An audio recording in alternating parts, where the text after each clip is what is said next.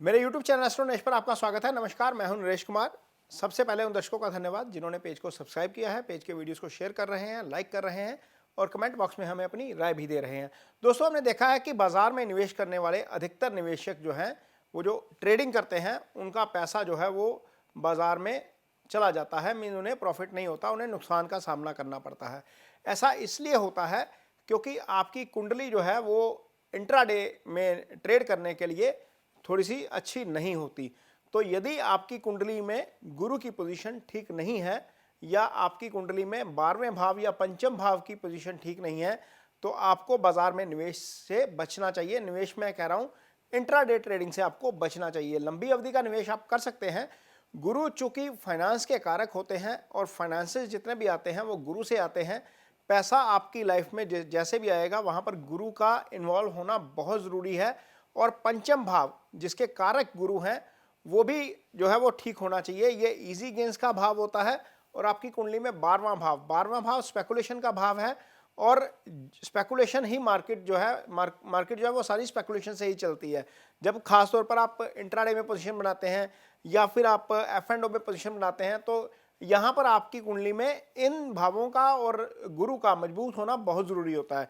यदि आपकी कुंडली में ये दो भाव खराब है और गुरु की पोजीशन अच्छी नहीं है, तो आपको बाजार में इस तरीके से एंट्री करने से बचना चाहिए। हालांकि लंबी अवधि का निवेश आप कर सकते हैं। तो यदि आप बाजार में उतर रहे हैं निवेश करने के लिए या बाजार में आप ट्रेडिंग को एक पेशा बनाना चाहते हैं, तो अपनी कुंडली का एनालिसिस जरूर करवाइए किसी अच्छे एस्ट्रोलॉजर से, ताकि आपको बाजार में नुकसान का सामना ना करना पड़े। तो अब बात करते हैं अगले सप्ताह के बाजार के स्टार की। एस्ट्रो साइकिल जो है उसमें शुक्र और शनि पहले से वक्री अवस्था में चल रहे हैं, जबकि ट्रेड के कारक बुध इस सप्ताह अस्त भी हो जाएंगे और वक्री भी रहेंगे। बुध 24 अगस्त को वक्री होंगे और 16 सितंबर को तक वक्री रहेंगे, जबकि 25 अगस्त को अस्त होकर 15 सितंबर तक अस्त रहेंगे। लिहाजा बाजार को इस सप्ताह भी कोई निश्चित दिशा नहीं मिल पाएगी। 4 सितंबर को फाइनेंस के कारक गुरु जो है वो भी वक्री हो जाएंगे।